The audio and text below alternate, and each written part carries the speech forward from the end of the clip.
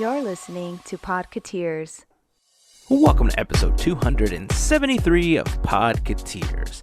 In this episode, we have even more D23 talk. I'm totally kidding. We're done with that. But I did finish the D23 Day 3 vlog, and I'm getting ready to upload it to YouTube, so make sure to look out for that. We hope that you're subscribed and that you have that bell icon enabled for notifications when new videos are posted. Also, if you like the video, please make sure to give it a thumbs up. In this episode, we talk about Halloween time in the parks, the awesome new Gingerbread House in the Haunted Mansion, plus we talk about intellectual properties in the parks. We would love to hear your thoughts on that subject. You can join the conversation on Instagram, Facebook, Twitter, or on YouTube. Just search for Podketeers and leave a comment in the post for this episode. You can also leave a comment on the blog post at podketeers.com/273. Before we do this podcast thing, I want to extend a special thank you to a group of listeners called the FGP Squad, aka our podcast Fairy Godparents, because it's their generosity through their monthly contributions via Patreon that help make these episodes of Podketeers possible. If you like the podcast, it's a great time to become part of the FGP Squad. So if you'd like more info, a link to sign up, or even a way to make a one-time donation, you can go to podketeers.com/FGP. And to all of the members of the FGP Squad, we just want to say thank you for your continued support. Well, alright, I think we should get this thing going. What do you think? Oh, you need to refill your coffee? Kind of awkward, but okay, no problem. I mean, if you need your coffee, you need your coffee. Yeah, go ahead. We'll just hang out here and we'll just talk amongst ourselves. So, how you all doing? Halloween, am I right? It's coming. And, oh, good, you're back. Okay, so here we go. This is episode 273 of Podketeers.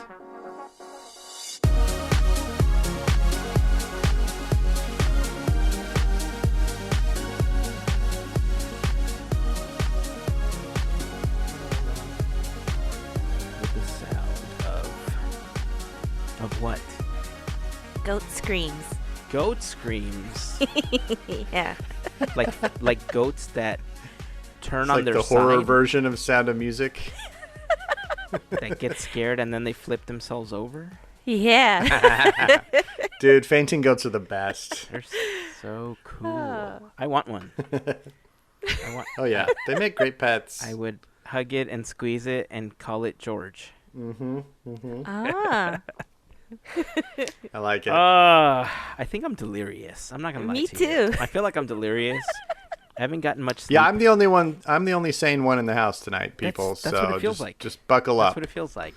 So I don't know if I told you guys, but we may have actually talked about this off the podcast. I don't know if we've talked about it on the podcast, but I recently made the decision to switch from Adobe Premiere to a different editing application. Yeah. Da Vinci, right? Yeah, Vinci Resolve. And Yep. the reason I made that change was because Adobe, I've been using Adobe since it was CS2. Okay, that's how long I've actually been on the Adobe train. And over the last 2 years, I've just had so many problems. Like, it just kept crashing on me, and it was so slow. And you guys know my computer is old. It just cannot handle insane workloads. It's basically the fainting goat of computers. Worse. It totally is. It totally is. And so editing 4K video on this computer, definitely not an option. I can barely get away with editing 2K from my phone. And even that, like, it's like chugga, chugga, chugga, chugga, chugga, chugga. You know, most of the time. And when I was editing in Premiere, that happened a lot more often than I wanted to. And so I heard about DaVinci Resolve, and I was pretty psyched about it. I was watching these YouTube videos, and people are like, yeah, it's so much more streamlined, and it's this and that, and blah, blah, blah. And so I finally decided to try this out because I thought, you know what? It can't hurt to try a new application. Worst case scenario, I'm going to like it, and I'm going to convert over. And I had so many problems with Premiere that it sucked the joy out of video editing for me. Like, I love editing video. And I couldn't do it. There was so many problems that time after time, I would just angry shut down everything and just be like, screw you, video. And the last few videos that I've edited, including the panels at D23, the day one at the expo, those have all been in DaVinci Resolve. And I'm loving it. Like, I can't even begin to express to you how happy I've been editing in DaVinci Resolve. It is a whole different interface. There's a lot of similarities. For you video editors out there, it's not layer-based, it's node-based. And so there's a crazy learning curve into that type of editing. So as I'm editing, I'm trying to teach myself this brand new piece of software. And so there's been certain things that I've been trying to do that I've thought to myself, oh, but I can already do it in After Effects. Maybe I should do it before my 30 days is up. Because, $50 a month for Creative Cloud, it's a lot of money. So Yeah. That was part of the reason I wanted to shift over. And I've been super happy with it. I think the video quality and the workflow that I'm starting to develop in DaVinci is allowing me to put together videos in a lot faster form than I'm currently used to doing them. Just thinking back on the 4 or 5 videos that I've put on the web on YouTube from D23, I don't think I would have been able to even put one of those up if I was editing in Premiere. Like, maybe by next month I would have put one of them up. I'm telling you, I'm loving the workflow. And the day 3 vlog, as we are recording this, is done. I need to go in and tweak a few more things, time the music for a couple of items. But I ended up removing a couple of things because it was going to be over an hour if I left everything in there. And so I kind of compressed it, and it's just about the same amount of time as the day 1 was. It's about 40 minutes, I think. It's once you add commercials on a regular TV broadcast, that's a solid hour of entertainment right there. Yeah, it is. So overall, we need some sponsors. Yeah, I mean, there's a thing that I added into this. Yeah, this one I think is a little more animated than the other one was because there's a couple things in there that I flashed on screen that I just thought would be funny. It was kind of like inner thought sort of things, and I generally don't do that, but they just kind of fit what was happening that I thought, screw it. This is fun. I'm just going to add them. And maybe it's just that I didn't add them because Premiere was being such a pain in the tuchus. Yeah. Well, it's obvious that DaVinci is working out better from a workflow standpoint because your output has been awesome lately. Like, it's been really high quality, but like also like stuff is coming out like a lot more regularly now that you've kind of switched over. And it's really interesting. This kind of segues nicely into something I was going to talk about today.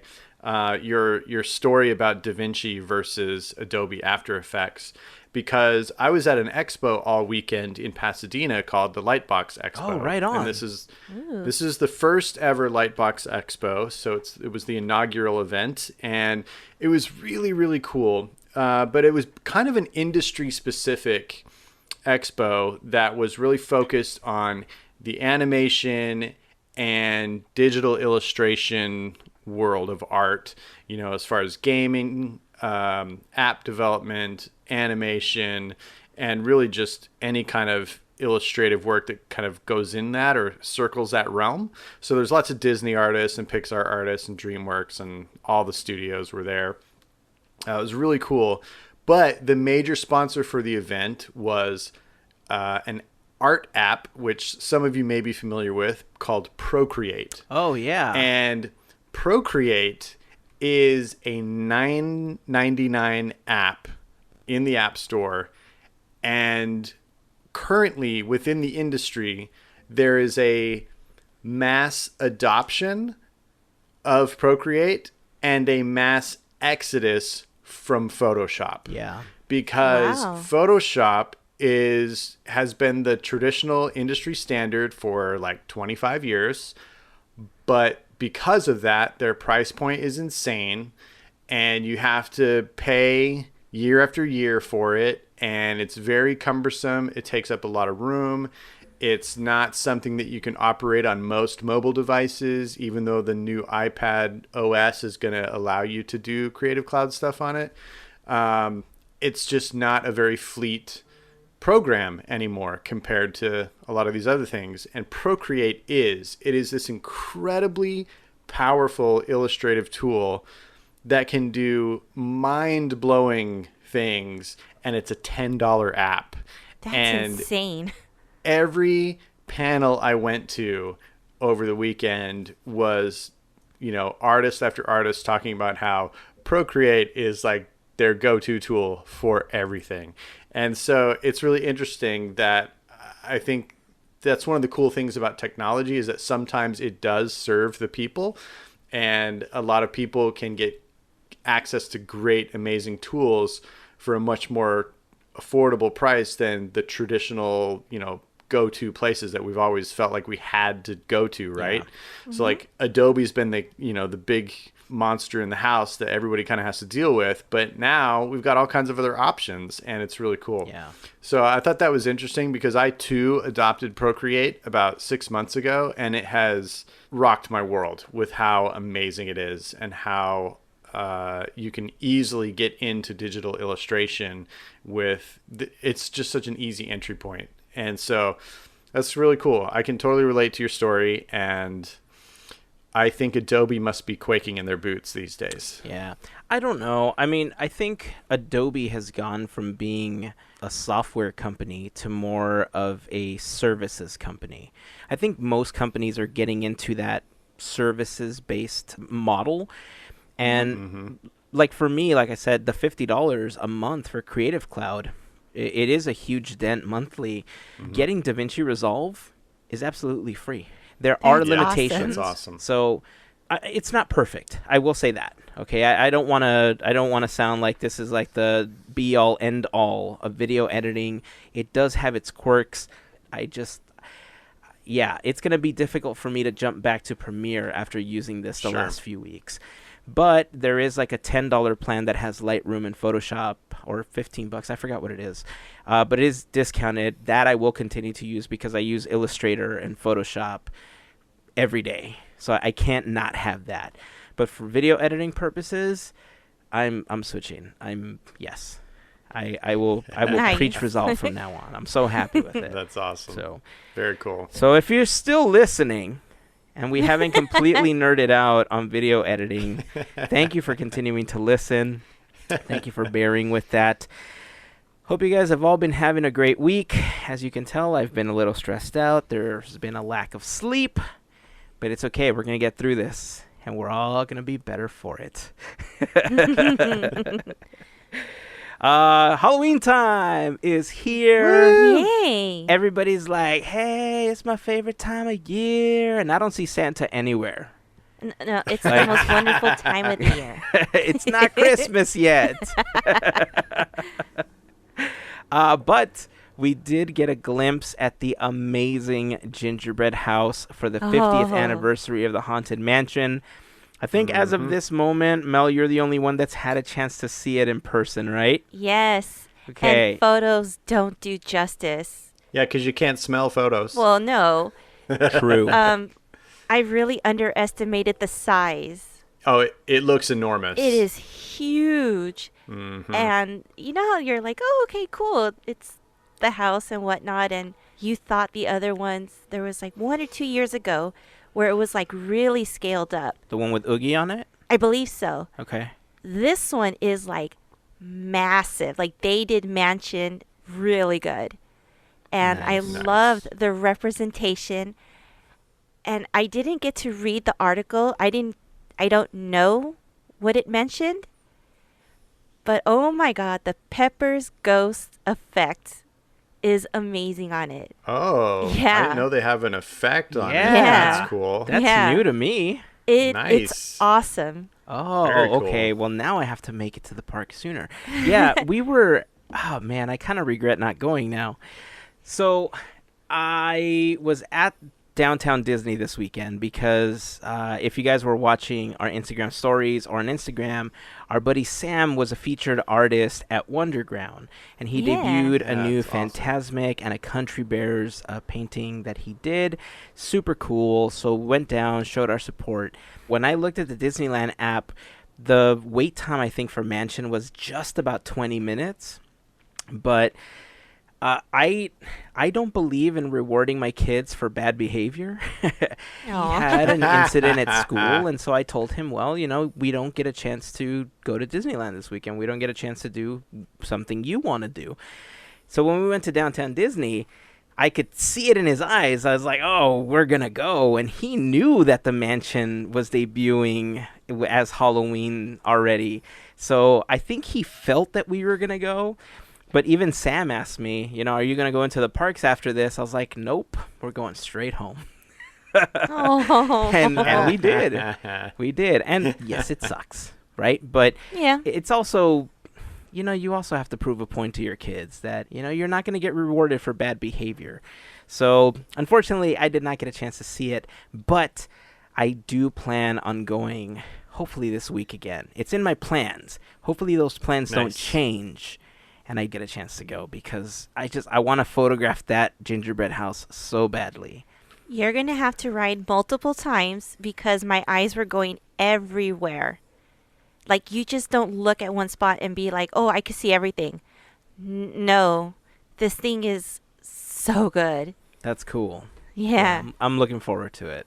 When we posted on the Instagram account, I had read the official notice that it was available. And on the official post, they're like, it's 10 feet tall with 30 pounds of gingerbread, 120 pounds of frosting and icing, 140 pounds of fondant, and, of course, 50 years of happy haunts. Yeah. I added that part. That wasn't a part of their article, but, it's festive, so I had to add it. It's perfect. It works. Yeah, so I love it. I want to take a look at that. And did you guys know that at Downtown Disney, it smells like candy corn as you walk through? No. What? Yeah, so that's awesome. You know how they have like all the decorations and the planters and stuff? Yeah. Uh-huh. There's a bunch of Halloween style candy, like a bunch of candy corn and everything. And maybe it was just that I was smelling something from the confectionery or whatever the case was, or maybe salt and straw. I don't know. But as I was walking through, it distinctly smelled like candy corn. That's great. I love it. I got to try this. Yeah. So I think it was just the fact that they were piping something through for the theming and then making your mouth water so that you go buy yourself some candy. It makes sense. It works on Main Street. Why not downtown Disney? Totally right? does. It totally does. So are you guys actually going to the Halloween party, Oogie Boogie's Bash this year? Unfortunately, not for me. You're not? Oh, You are? I am. Okay. Do you know how long it's going to be before you go? Couple weeks, 3 weeks? It's a while. We're not going until October 20th. Oh, wow. You're deep in there. Yeah, we're one of the later ones. Okay. Yeah, because the weekdays were not ideal for us, partly because Charlie has the new Flex Pass. Okay. And that's right. Yeah, and actually when we bought the tickets, she wasn't sure if she was going to have any type of annual pass at that time. Mm-hmm. So we decided to pick a Sunday, and all the Sundays were eaten up until late in October. So yeah, we'll be going the 20th, and we're looking forward to it. You're going to be vlogging it, right? Yeah, I'm going to bring a film crew and a sound crew and some lighting people. Perfect. Yeah, we'll get you all mic'd up and everything. Hold on. You could just get one of those GoPro straps and just put it on your chest and just walk. True that. You could do that. True. Or we can take Gavin's route and make a whole production out of it. It'll be like the Blair Witch Project, but at DCA. I can shake a camera real good. Oh, yeah. I could do that, too. As you can tell by the Day One Expo footage. So I would love to see what's happening, especially considering we're getting the Villains Grove Haunted Walkthrough experience at Oogie Boogie Bash this year. That is number one on my list. I cannot wait for it. Another in a long list of stolen ideas from the Podketeers. I mean, I don't even want to talk about that anymore. It's almost just too upsetting at this point. But yeah, the walkthrough area is going to be amazing. Yeah. I can't wait. The way it's described is the most conceptual, abstract thing I can imagine. And so I want to see what all of that is going to actually look and sound and feel like. So yeah, I'll come back with a full report of that, and provided it's not too dark, I'll try and get as much good photo/video content for us. Blair Witch style. Yes. I'll be like, We might have to put together a little vlogging rig for you or something. I don't know. Yeah. We'll figure it out. We'll see what we Nice. can do. But yeah, Nice. I'm so curious as to what this thing is going to look like. It's all going to be outdoors in the Redwood Trail. Mm-hmm. So Yep. it's not exactly what we've talked about. I know that we've talked about bringing like the mazes indoors, maybe like stage 19 or something, similar Yeah. to what they've done in Hong Kong with like the Mad Hatter and all that stuff. But the fact that they're finally bringing something that's more adult-ish in this style is promising. I can't wait to Yeah. see what it is. I can't wait to see Gavin's vlog. Yeah. You bring the video, I will edit it, buddy. I'm also excited about the return of Monsters After Dark, because I really do dig what they do over at the Guardians of the Galaxy attraction. And it makes me wonder if they'll do Halloween themes for the other Avengers Campus attractions when that opens up. Oh, interesting. Ooh. Yeah. Interesting. You never know. Yeah. It would be nice to see an Ultron takeover. That could be cool. Or the children Right? of Thanos coming down to wreak havoc. Yeah. Or I think I mentioned it a few episodes ago, like a Loki's House of Mirrors. Yes. Yeah. Yes. The next idea that will be used. Could be awesome. Yeah. Yeah, we should really just shut up. They're stealing so much. Looks- I like it. I like it a lot. Because my it is LinkedIn kinda page is going to flattering. say pseudo-imagineer. That's so true. funny. Okay, well, yeah, there's so much to talk about Halloween-wise. I know that everybody goes crazy when the Mickey pumpkin goes up on Main Street. I'm already starting to see just tons and tons of photos being posted on Instagram. Like I said, I hope that I have a chance to go, just like I have planned this week, because if I don't know when I'm going to go.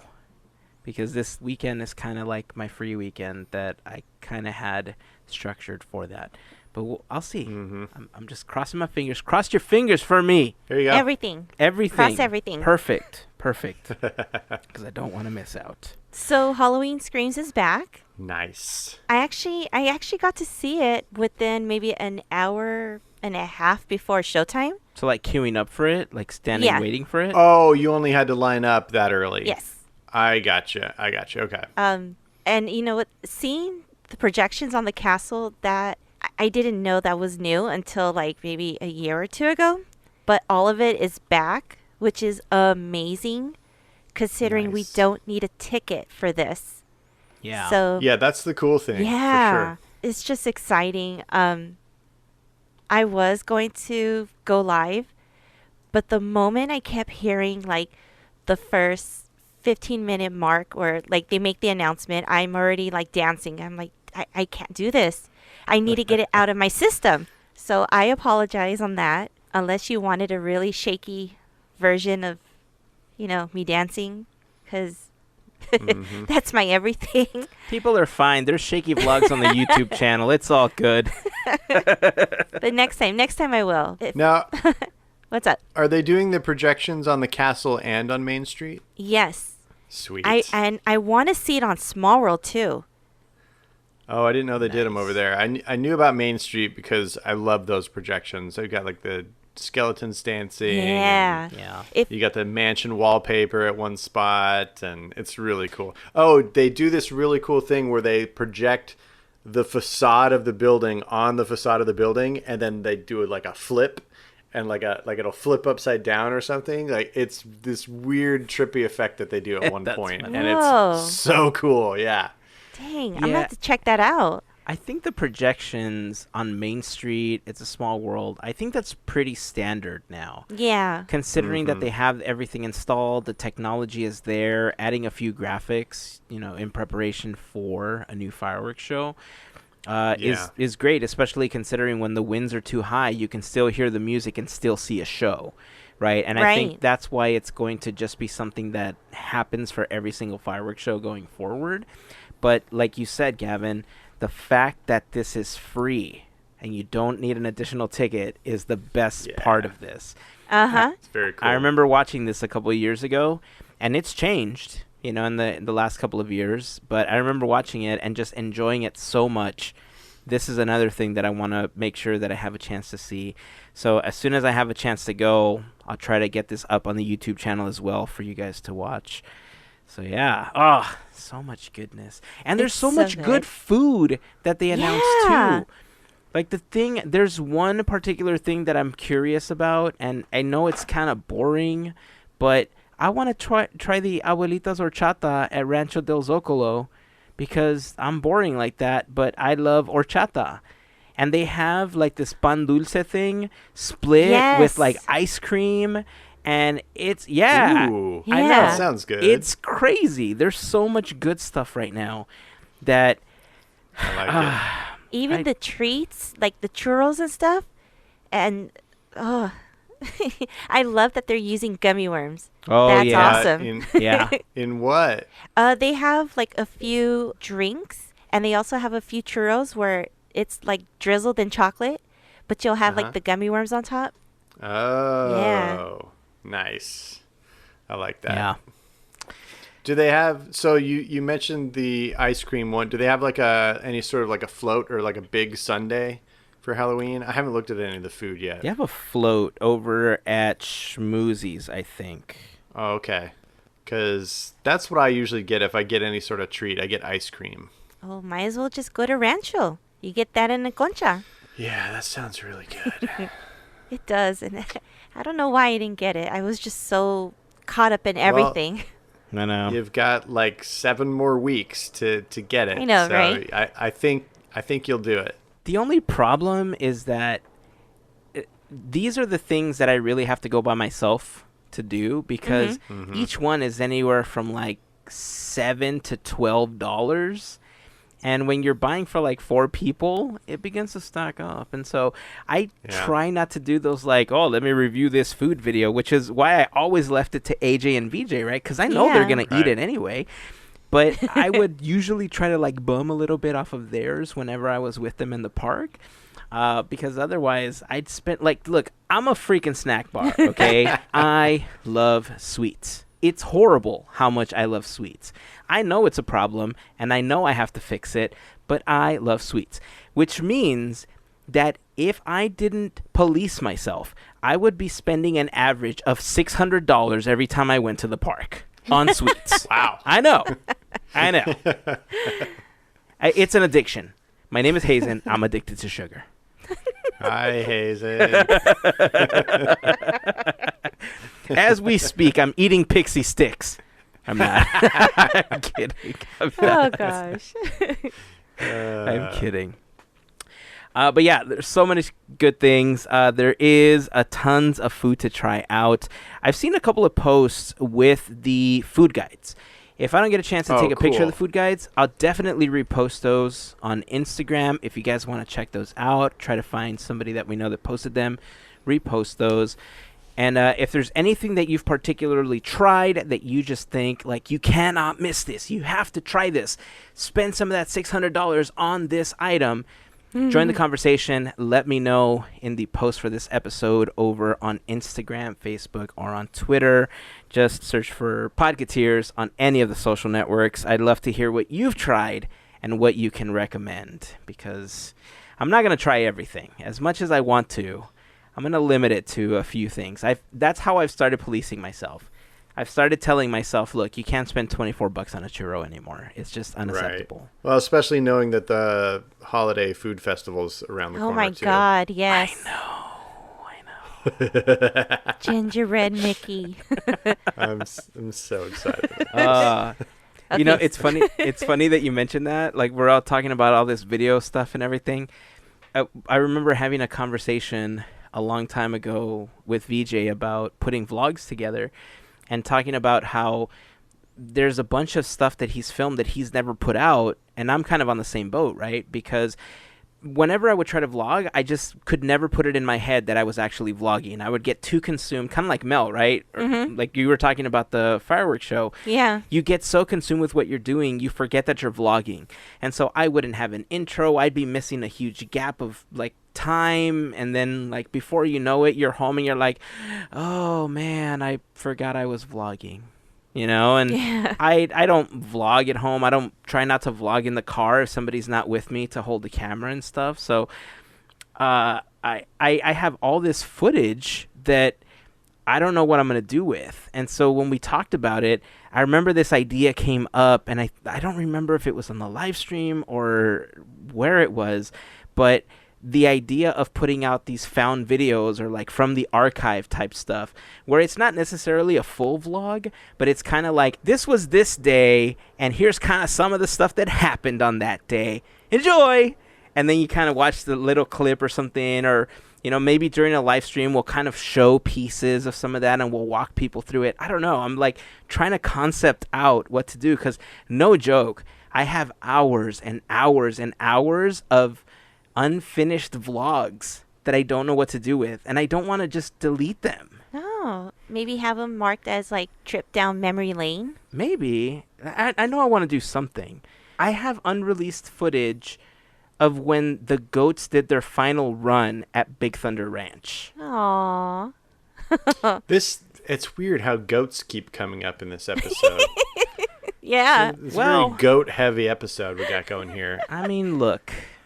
I'm down with it. I love goats. Look, I mean, if there's a stick of dynamite in one of their mouths, then, you know, There you go. it makes life exciting. Oh, heck yeah.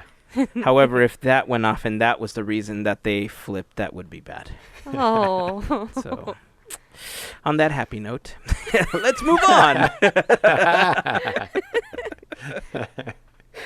All right. Well, before we continue, I do want to remind you that this episode of Podketeers is brought to you by a special group of people that we call the FGP Squad, because it's their contributions via Patreon that help make these episodes of Podketeers possible. If you want a little bit more information on how you can join the FGP Squad, you can head over to podketeers.com/FGP for more information. On that page, you'll find a link to our Patreon where you can sign up, give a one-time donation, do a monthly donation, you know, whatever you want, $5, $10, $20, $10,000, whatever. It doesn't matter. It's up to you. Every little bit helps. So to all of the members of the FGP Squad, we just want to send out a huge thank you for your continued support. All right. So I think it's time to move on to kind of the main topic for this episode. But it's going to be a little different this time, because I feel like a lot of it is going to be my personal opinion. I know. It's all good. I know the internet loves personal opinions. So we'll see how that goes. Especially considering that next week, Gavin, you're talking about Cars Land. I wanted to talk about a term this episode that gets thrown around a lot in the Disney community, and that's intellectual property, or IPs for short. Indeed. Now, I know that there's plenty of IPs at Disney parks around the world that we can talk about, and although I'll be giving you some background and some examples while I'm talking about this, I want to primarily focus on California Adventure, mainly because of the whole Cars Land thing. Also because of the stuff we learned at D23, you know, all the things that are coming in the park. So I think it's a good time to kind of talk about this. So let me start by saying that the term intellectual property has a fairly broad scope. Things like copyrights, patents, trademarks, and trade secrets are all considered intellectual property. Mickey Mouse is an intellectual property. In the context of the parks, though, people tend to use the term most when it comes to talking about characters and properties that the Disney company has acquired over the years and have made their way into the parks. there are those that absolutely hate this idea. There are those that tolerate it, and there are those that absolutely love it.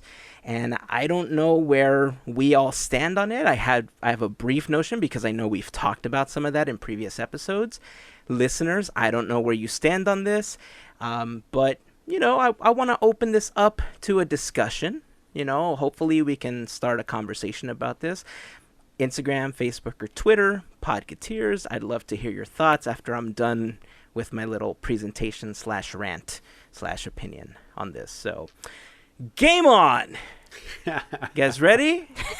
Oh, I'm totally ready. Yeah. All right.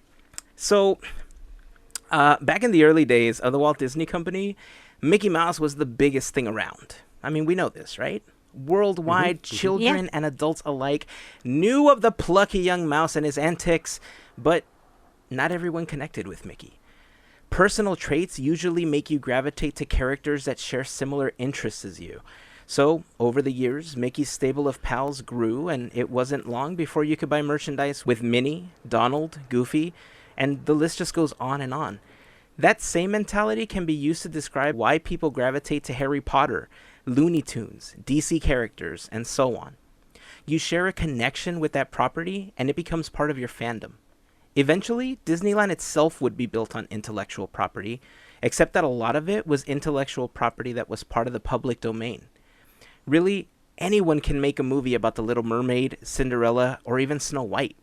You just can't use the likenesses of the ones that were created by the Disney Company. Huck Finn, Tom Sawyer, heck, even Davy Crockett. Those stories were the basis of what much of Disneyland was built on. They were things that were at Walt's disposal that he enjoyed as a boy and even as an adult. So let's fast forward a bit, because over the years, we came to have many attractions that were non-IP based, and they were freaking amazing. Space Mountain, Jungle Cruise, Big Thunder, Pirates, prior to Johnny Depp's edition, The Haunted Mansion, Expedition Everest. The list goes on. And I know that Everest is not at California Adventure or at Disneyland, but it's an awesome ride. I've seen the YouTube videos. I've wrote it on YouTube. It is so awesome. Look, I know. Okay. Mystic Manor. I've also ridden through the means of YouTube. And look at how amazing that non-IP driven attraction is. These were all ideas from Walt and his Imagineers. They were all based on an idea that existed, but were used to come up with unique experiences not specifically tied to any one character or property. And this is kind of where people begin to draw their lines in the sand.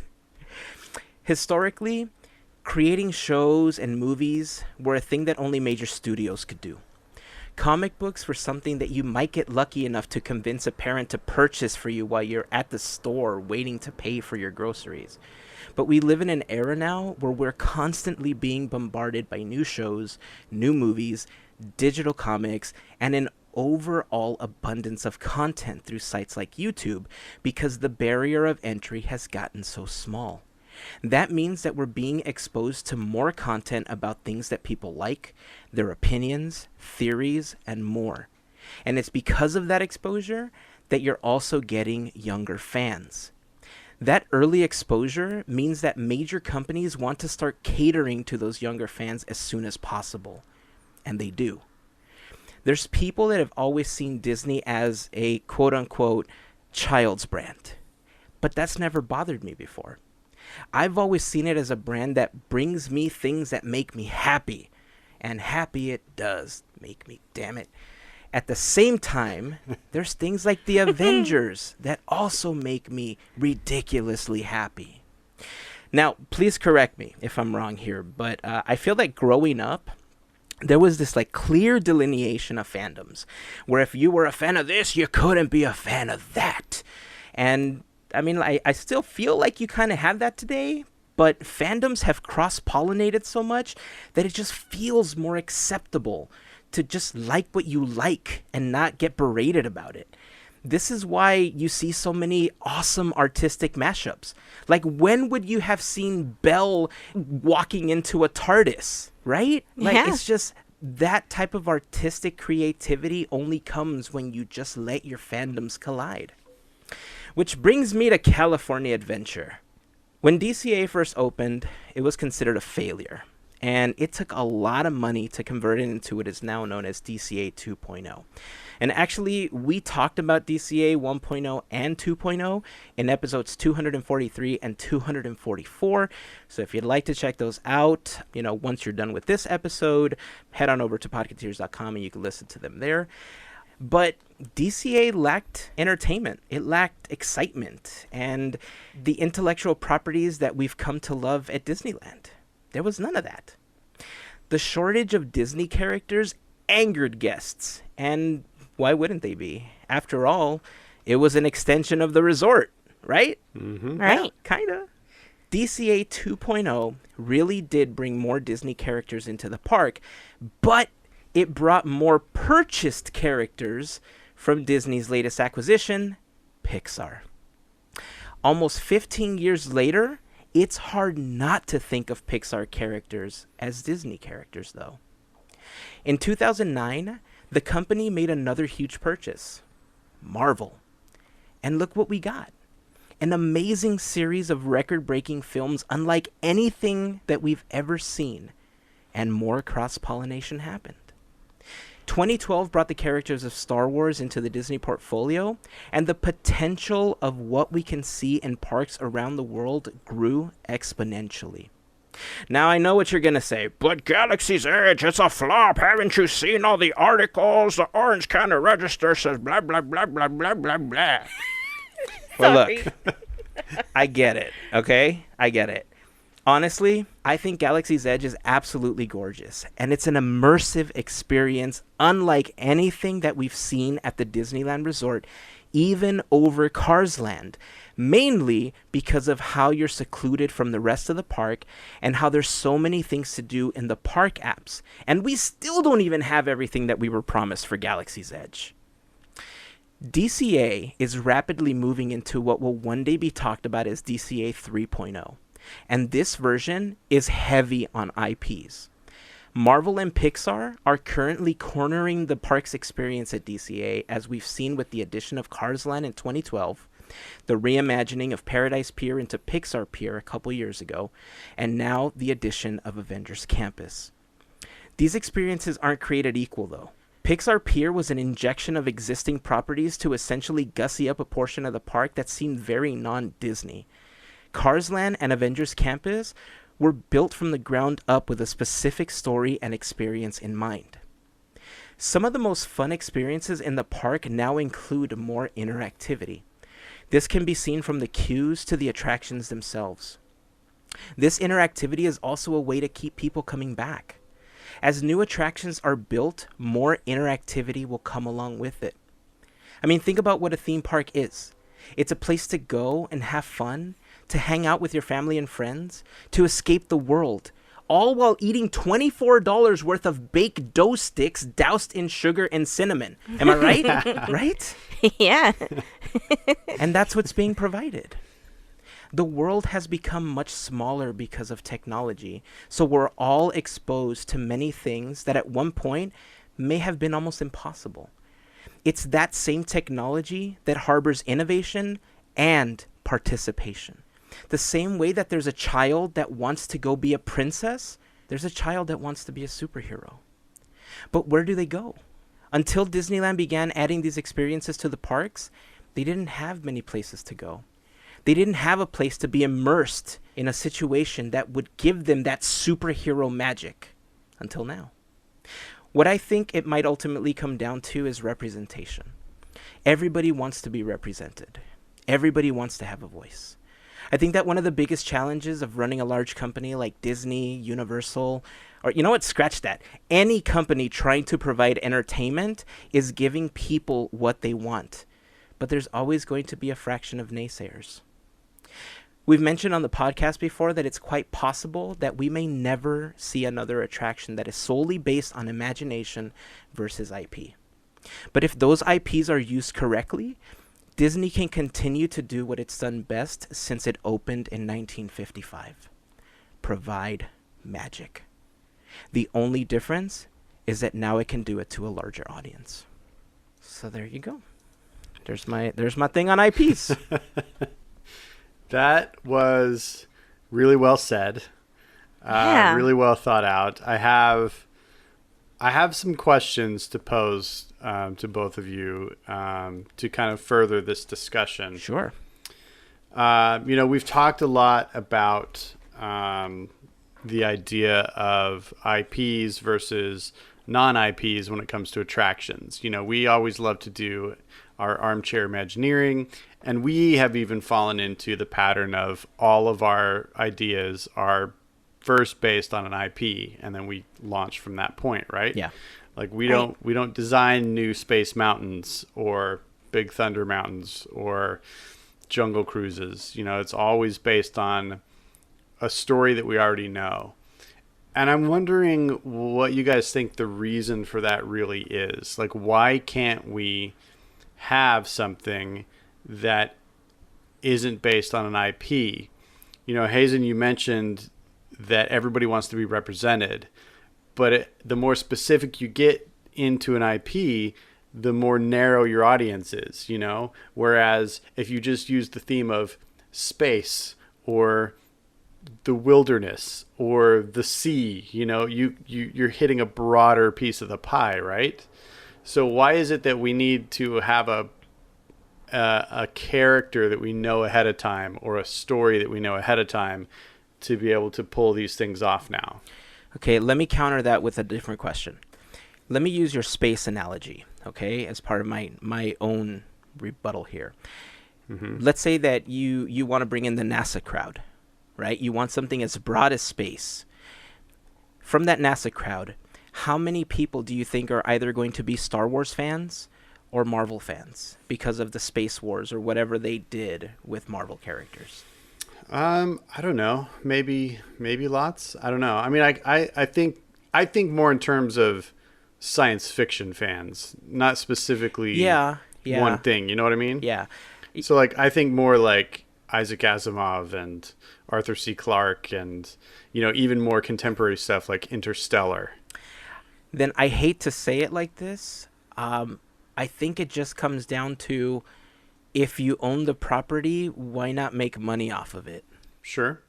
So you think they make more money off of something that is tied to their own characters because of what, merchandising? It could be because we're just so familiar with the characters that we grew up with. Mm-hmm. Maybe we want to see them come to life, or we want to be like them. It could be that drives us into these IPs. But see, I could totally see Gavin's counter on this too, because there's people that grew up with stories from Ray Bradbury and Isaac Asimov, and like when I read those, it just made my imagination soar, and it took me to places that I've never thought I could go, right? Just from sitting there reading a book. But now there's so much content out there that it feels like the larger percentage of people that used to read don't anymore. There's a lot of responsibility, I think, like for me as a parent, to teach my kids that, hey, look, using your imagination is way better than becoming a mindless potato. Sure. Yeah. The thing, and I may have made a mistake by mentioning specific authors, but what I was saying, though, is having a genre. Because whether or not you read or you watch things, like science fiction is a major genre. Many, many, many IPs are based in what we would consider the realm of science fiction. And I guess I'm having a hard time wrapping my mind around why people need it to be tied to something specific. Why can't Disney create a new experience that's a science fiction adventure of some sort? Whether you think of space travel or robots from the future or even biogenetic engineering, like Jurassic Park kind of stuff. Like, science fiction is so broad and you can tell so many stories there. Why does it have to be, Star Wars or, Guardians of the Galaxy or whatever we think of as science fiction now? Like, that's what I don't get, pick any genre, and for me, I kind of wonder if it harkens back to what Walt feared. We talked about it during the True Life Adventure episode, where he became really concerned that he was seeing the disappearance of the wildernesses and the frontiers and the unexplored areas of our planet as we, covered the surface, we explored everywhere. And I think as we've kind of become exposed to all these things, even space now is kind of blasé when we think of it in a practical sense. Freaking car companies are now building rockets and sending them up to space. It's, I wonder if Walt was right, if he was really prophetic in recognizing this disappearance of, these ideas of frontiers, and with that, this sense of wonder and adventure and exploration that guests used to have in the 60s and 70s when they would bring a new mountain like Matterhorn or a new mountain like Space Mountain. And it didn't have to do with any of their movies. It had to do with this cool new place you could explore and this experience you could have. I don't know. To me, that stuff is still so palpable, and it's hard to imagine that, if they were to, like, if Space Mountain never existed, but they put it in today and, opened it up just like it is, I have a hard time believing it wouldn't be successful. It's just curious. I'm just curious. So let's talk about Tomorrowland. Mm-hmm. I know we both love Tron. Would you prefer a brand new idea over the thought of we could possibly get Tron in that area? Honestly, I prefer greatness, which is what Disney excels at in this realm of theme parks, right? They're still the standard bearer. I believe they could create something just as engaging as the Tron Light Cycle coaster, with a new storyline, a new set of circumstances, a new setting. Didn't have to have anything to do with Tron, but, some sort of science fiction-y experience. And I don't mean this whole discussion to be about science fiction, but no, I get what you're saying. Because I feel like there are some very tired things there, and I think it wouldn't take much to create something that's better than Autopia and the submarines. And you've got a huge amount of space there. You've got an e-ticket footprint right there that you could do something broad and really, something that stretches far. And yeah, I wouldn't care if it was Tron or if it was Disney's new space adventure, whatever they want to call it. I think they would do amazing things no matter what. Everything for me doesn't have to be tied to nostalgia or a fandom when I go to the park, because the park is my fandom, and I feel like I'm just as big of a fan of Big Thunder as I am of anything there, and we all know how much I love Cars Land. We're going to reveal how much I love Cars Land next week. It's going to be ridiculously filled with opinions. Seriously. But seriously, you have no idea what you're in for. I know. But I don't know. I feel like it can be done. I think that I almost feel like at some point there has to be kind of a return or a turning away from, the IP thing, because at some point they're going to run out of properties, for one thing, or run out of properties that make for a decent attraction. It took them, 50 something years to figure out how to do a Mary Poppins attraction. Not everything just lends itself to becoming an experience that's good enough for their parks, right? So, you could come up with great technology and great ideas and come up with a new story. Yeah. I totally get what you're saying, but I think Mel kind of nailed it. A lot of it is based on familiarity, right? Where you can't market successfully just Disney's Space Adventure over Disney's Stitch's Space Adventure or the Guardians of the Galaxy Rockets Takeover. And I think that's what really is going to gear a lot of what we see in the parks going forward, because it's easier to market. Mm-hmm. Can they make something like that? Absolutely. But think about this. And I thought about this last night when I was kind of thinking about, what I was going to say for this recording. Let's go back to 1970, right? The idea of Space Mountain was just kind of being developed. They're starting sketches, and John Hench is all like, what if it looks like this? What if it looks like that? Walt Disney bursts into the room and says, guess what, everyone?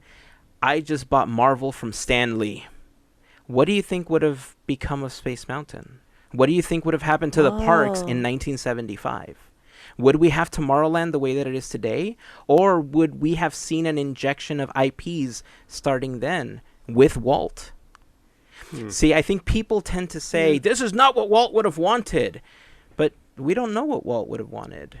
Walt wanted to be successful. Walt wanted to bring happiness. And if he knew that those things would possibly bring happiness, don't you think he'd be the first one to say, hey, let's bring this into the parks? That's a possibility for sure. That example brings up so many thoughts in my head. But I feel like there was still a different mentality at that point. It didn't, most of what they created with Disneyland was not based on an IP all the way up until the 80s, really. Almost every new thing they ever added to it, and the majority of the original park was not truly based on an IP. Really, it was just Fantasyland. That was it, right? But the Matterhorn is based on a real mountain. Well, yeah, but that's not. It's not a movie. They're not telling you the story of one of their movies. Right. That's what this discussion's about, right? Not recreating something that might exist in the world, because trains exist too, but that's not an IP. How right? dare you recreate trains? So did sidewalks. It's not. That's not what we're talking about. So I don't know. I don't know that would be the mentality. I think the mentality at that point would be, oh, let's make some animated films based on these characters, not, let's do Tomorrowland as a comic book now. You know what I mean? Yeah. Like, I don't know. It might have, but I don't necessarily see that. I also don't see Marvel as futuristic. I mean, it's all supposed to be, at least the movies seem to be like they're set right now, right? It's just that they have access to high-tech stuff because of some super smart, super rich people. And aliens. Yeah, and aliens. Yeah. But it's not like futuristic. It might be science fiction, but it's not future science fiction. At least the current Infinity Saga isn't necessarily futuristic. I think there are some that really delve into that, but they're not necessarily futuristic, no. Yeah. I think that's tangential anyway. But I don't know. This is something that I'm going to have to grapple with for a while to really get my head around. But I think it's a very interesting conversation because it has been the age-old, kind of discussion, not my Disneyland kind of discussion that has been going on since, really, I think the beginning of this main discussion happened in 1986 when Star Tours opened. Yeah. Because that was the first time something non-Disney truly entered the park, right? Besides like restaurants and shops and things like that. And so from that point on, there's been lines drawn, they ruined Disneyland when they brought in Star Wars. They ruined Disneyland when they brought in Indiana Jones. All this stuff, where people drew their lines. You mentioned Pixar earlier, Heyzen. I don't think most people draw any sort of distinction with Pixar. Most people that I talk to don't understand that it was ever its own thing, because they've always been Disney Pixar movies. And everybody thinks it's just Disney's computer animation wing. Like most people out there that are not like real big fans of Disney understand that there was ever any difference. Right. And so I don't think people make that distinction. But, even with something that's beloved like Tower of Terror, people were like, what the heck? Twilight Zone's not Disney. That doesn't make any sense. But again, it goes back to my earlier comment. I don't care because they brought us amazing Imagineering magic with those attractions. Right. I think they're some of their best, but I also think, as we all know, that Pirates of the Caribbean and Haunted Mansion and Space Mountain are timeless, epic attractions that will never not be super popular. Right. And I just want to be clear that I'm not against Imagineering bringing us a type of experience that is non-IP based. I would love to see an attraction that is non-IP based, that is just purely based on someone's imagination and an experience that they came up with because of something that they experienced around the world somewhere. Like, you know who I would want to do something like that? Joe Rohde. I want him to come up with just a whole section of the park of his world travels. Nothing tied to anything, just like Rohde's Corner. And then he just kind of creates this entire land based on flights and train rides and boat rides to every corner of the world that he's been to. But that would be fun. But I don't know if we're ever going to get that. And especially now with the acquisition of Fox, it seems less and less likely because now they can just base it on something that they own. It takes less time. The development process, in essence, would take less to take an existing property, give it a quick story, and then just build something around that story versus, well, let's come up with a theme. Let's come up with a story. Let's come up with a concept. Let's come up with this. Like, it's, it seems like with the way that theme parks are trying to churn new attractions over around the world, it seems less likely that we're going to get that creativity flowing unless we get something at Imagineering that's similar to the Spark Shorts, but we get Spark Tech. And like they start coming up with these like random models and attractions, and maybe somebody comes up with the next big thing, and in DCA 4.0 we get that, or the next phase of Disneyland for the 100th anniversary we get something like that. Who knows? But I think as we stand right now, especially as Disney tries to kind of remake the money that they spent on all these properties, we're going to see a lot of them coming into the parks because that's what they're going to make money on, because it's what people are familiar with. Yeah, you're probably right. I'm sorry, dude. I'm sorry. No, it's fine. I feel like I just broke your heart. No, you didn't break my heart. I know this to be true. It's just weird to me because I guess I don't necessarily see exactly what the revenue stream is when it comes to an attraction in the park, because they don't have merchandise for every single attraction, right? So it's not that.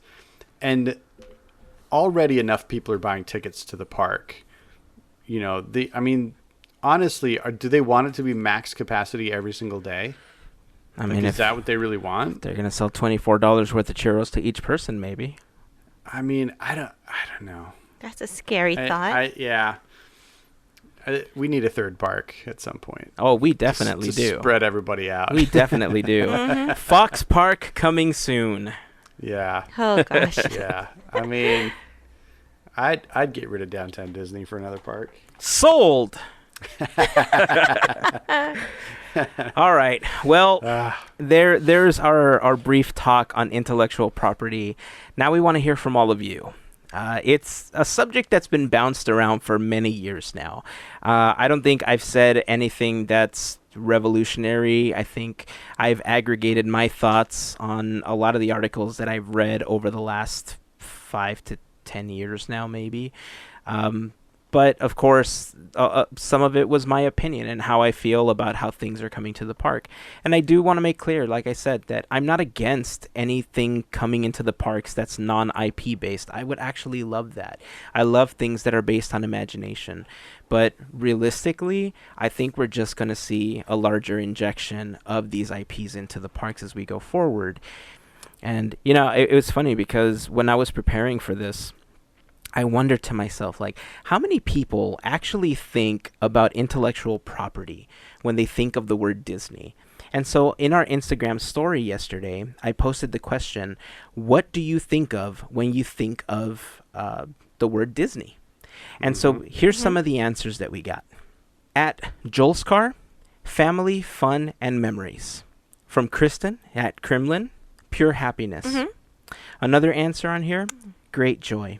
Here we have a message from Kim. I discovered Disney when I was 5, watching reruns of OG Mickey Mouse Club, and have loved it ever since. Here's another one that just says happiness. Here's one from listener Yasmin that says, makes me happy. Here's one from FGP Squad member Latasha. Me spending money, because if it's Disney, I probably want it. And guess what? We feel the same way. We feel the same way. Yeah. Here's one from a one Seth Addison. Oh, nice. That's my cousin. Yeah, this one says, Aw. adventures and memories, past, present, and future with family and friends. Pure Sweet. happiness. Here's a message from Jennifer. Happiness! With multiple exclamation points. FGP Squad member Nicole answered, pure joy, excitement, and unbridled imagination. Mm-hmm. See? So there's this theme, right? And just the trend was nobody said IPs. Nobody said intellectual properties. Like, the Sure. only thing that Disney brings is happiness. That's what kind of made me feel like, you know what? Regardless of what's coming into the park, it's catering to somebody's happiness. It might not be your happiness in particular, but it's somebody's happiness. It's somebody's happy place. You know, and Disney just has billions and billions and billions of people around the world that love their product. And they have to try to cater to billions, not to one, you know? True. So, Just listening to those answers, I mean, I just couldn't stop smiling because it's relatable. yeah. It's relatable, and it's awesome to hear that happiness is the running theme. I mean, Yeah. it's for many of us. Yeah. All right. Well, that's going to wrap up this episode. I think we dropped it in a good spot. And like I said, we'd love to hear from all of you and hear your thoughts on this. Are you cool with the IPs making their ways into the parks? Would you like to see something original? Let us know in the comments, either on the blog post for this episode, podketeers.com/273, Podketeers on Instagram, Facebook, or on Twitter. Or if you're listening to this on YouTube, you can drop a message in the comments section. And while you're there, if you like the episode, make sure to hit that subscribe button, hit that thumbs up, and ring that bell icon for notifications whenever new videos are posted. This week also, by the way, we're going to be posting the day 3 of the D23 Expo. So that is coming up. I'm so happy that I finally got that done. It's going to be uploading soon. Oh, and by the way, if you listen either on Apple Podcasts, Google Podcasts, Stitcher, Spotify, it'd be great if you leave us a review, because those reviews help kind of make us seen by other people. You can also tell other people. And if those aren't the aggregators of your choice, we're now available on iHeartRadio. Whoa. Yay. So big time. Podketeers is now on iHeartRadio.